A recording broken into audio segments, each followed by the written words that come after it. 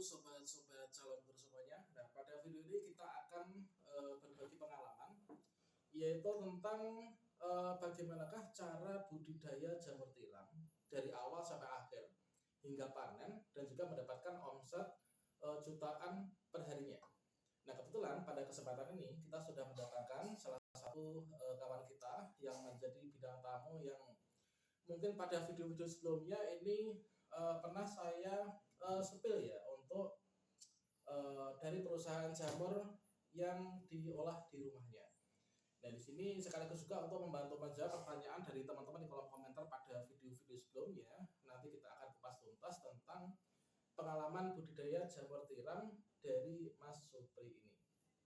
Oke, baiklah teman-teman, di sini sekaligus kita membacakan komentar dan juga di sini nanti kita akan minta untuk dibantu jawab ya oleh kawan kita yaitu Mas Supri terkait tentang pengalaman beliau untuk memelihara jamur tiram mulai dari awal produksi sendiri, kemudian dipelihara sendiri, kemudian juga berikutnya dijual ya. Ada yang dijual ke tengkulak atau mungkin juga langsung ke eceran di tetangga dan juga di pasar teman-teman. Oke, pertama-tama di sini kita coba sama dulu. Halo Mas, selamat malam Mas Supri, gimana kabarnya? Selamat malam, kabar sehat. Alhamdulillah. Ya, alhamdulillah untuk jamurnya sekarang produksinya sangat lancar-lancarnya. Ini kayaknya kalau misalkan kita survei di pasar itu harganya sangat bagus sekali nih. Ya, alhamdulillah masih lancar. Iya. Kebutuhan pasar masih belum tercukupi. Iya, alhamdulillah. Dengan demikian kalau misalkan kebutuhan pasar belum tercukupi, itu masih sangat besar sekali peluang dari para pengusaha jamur untuk memproduksi jamur dengan jumlah yang lebih besar lagi gitu ya. Iya. Oh ya, di sini gini teman-teman, dari Mas Supri ini ada pertanyaan teman-teman di kolom komentar pada sebelumnya yang membahas tentang budidaya jamur tiram. Nah, di sini untuk yang pertama, jamur tiram itu langkah awal untuk membuatnya itu bahan bakunya itu apa teman? Kalau Mas Supri kan di sini membuat dari bahan baku barang mentah dibuat log kemudian muncul jamur. Untuk bahan yang dimasukkan ke log itu apa saja? Untuk bahan kita menggunakan serbuk kayu campur, kayu keras, kayu sengon juga ada. Intinya serbuk yang enggak bergetah. Oh gitu, berarti kalau misalkan mencarinya itu serbuknya itu di penggergajian ya? Ya. Di penggergajian itu kan biasanya orang memberikan gergaji itu ada berbagai macam kayu nih. Ada kayu jati, kayu mauni, kayu sengon, kemudian kayu lain-lain.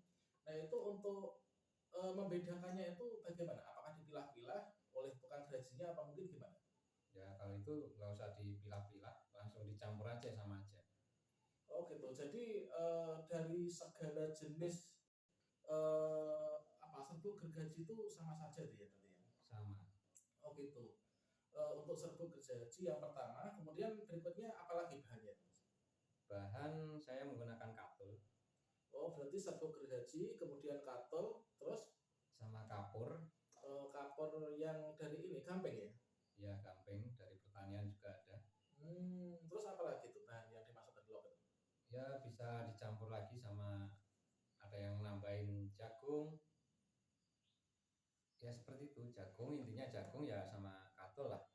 Oh gitu, berarti untuk gini nih, untuk perbandingan kita mau mencampur, misalkan mau membuat log sendiri nih, itu perbandingannya tuh bagaimana supaya nanti takarannya tuh bisa pas? Perbandingannya ya ibaratnya kita gunakan satu karung. Satu karung kita gunakan katul.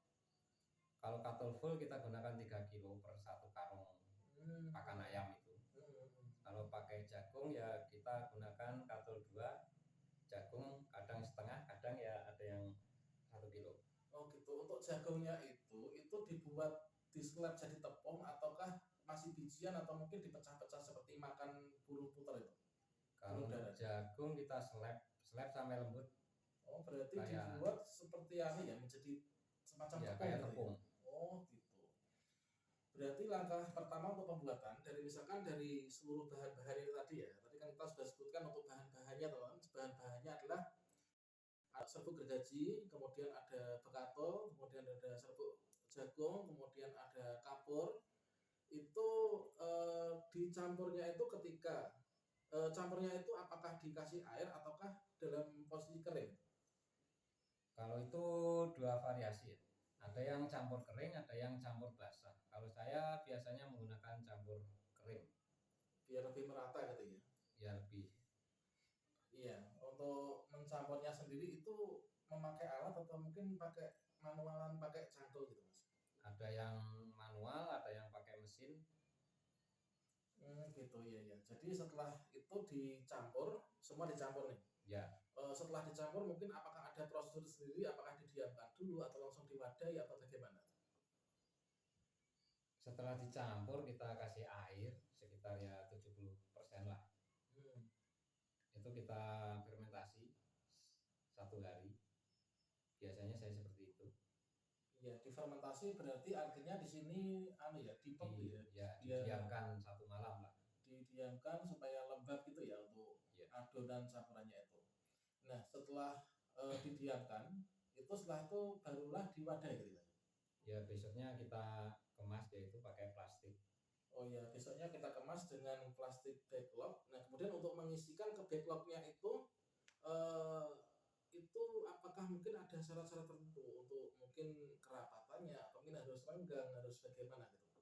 Kalau untuk rata-rata dari tingkat kebasahan ya, kan penggunaan plastik ada yang 1735, 18 bervariasi. Kalau saya gunakan 1735.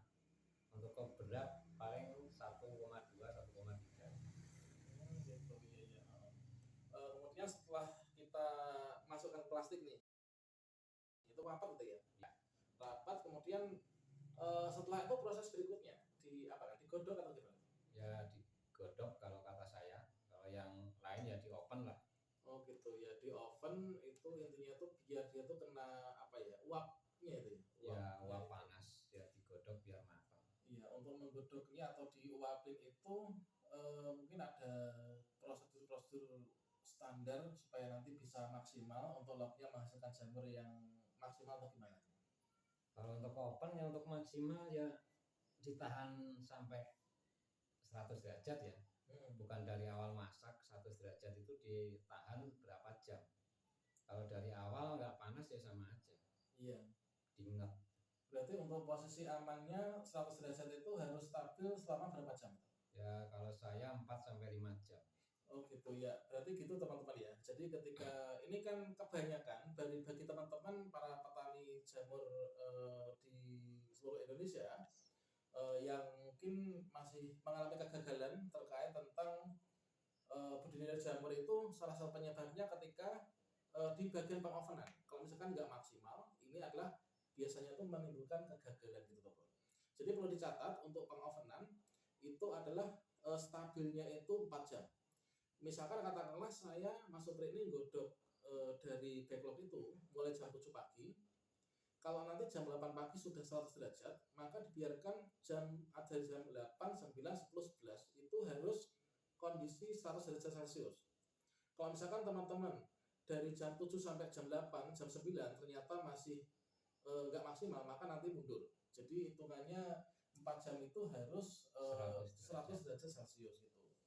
Nah gitu ya, dengan seperti itu kalau sudah itu kan kemudian diturunkan, kemudian ditaruh di rak-rak ya. Kemarin saya lihat itu teman-teman, nanti untuk visualisasinya akan saya berikan di kartu video ini ya, silakan dicek. Nah di sini setelah itu nanti ditatak-tatak gitu Mas. Ya habis di oven ya masih didiamkan ya biar dingin, masih dikasih bibit. Kalau saya bibitin, kalau orang bilang ya nyinok. Oh gitu, jadi setelah diturunkan, setelah dingin itu dibibiti ya, dikasih bibit. Setelah itu didiamkan, barulah nanti ditaruh di rak. Belum, itu nanti baru ditunggu sampai hidup enggak itu jamurnya. Kalau misalkan hidup, ada tanda-tanda kehidupan, barulah taruh rak ya. Baru misil-misil jalan, baru ditaruh rak. Iya, oke teman-teman, sudah jelas ya untuk proses awal sampai nanti siap kita memanen. Nah setelah itu ketika jamur sudah ditaruh di rak nih, kita siap untuk memanen, itu kan setiap hari kadang bisa panen. Iya. Misalkan kita itu kalau 10.000 log itu biasanya per hari berapa maksimal? Kalau 10.000 ya bisa insya Allah 30 kiloan. Nah 30 rata-rata kilo. Ya itu teman-teman, prospek itu ya. Nah selanjutnya terakhir adalah tentang perawatan. Nah tentunya ketika sudah ditaruh di rak untuk persiapan pemanenan itu perawatan supaya bisa maksimal dan awet itu seperti apa? Untuk perawatan ya jaga kelembapan lah intinya, kelembapan kandang. Nanti kalau ada hama-hama ya disemprot pakai obat-obatan. Oh gitu. Untuk obatnya biasanya Beli di toko pertanian banyak. ya untuk jamur gitu ya. Iya. Selain itu nanti untuk menjaga kelembapan itu apakah langsung diguyurkan ke loknya, ke jamurnya atau mungkin di tanah bawahnya? Ke tanah boleh, ke loknya boleh, tergantung kondisi lok keras di mukanya apa tidak. Kalau keras solusinya? Keras ya biasanya dikerok baru disiram. Oh gitu ya. Itulah teman-teman, jadi itu siap panen ya. Jadi setelah kita menanam jamur itu di backlog, nanti kita tinggal panen saja nih tiap hari. Nah itu teman-teman, demikian mungkin untuk berbincang kita dengan Mas Supri, pengusaha jamur tiram di Kabupaten Ngawi. Nah bagi teman-teman yang mungkin ingin sharing pengalaman, kalian menghubungi email yang ada di channel ini, nanti kita akan sambungkan ke beliau. Mungkin ingin bertukar pengalaman atau mungkin teman-teman ingin pesan backlog gitu ya. Kalau backlog tuh melayani Mas, kalau misalkan ada teman-teman yang pesan gitu ya. Melayani. Ya untuk per bisinya berapa sekarang? Sekarang 2.200.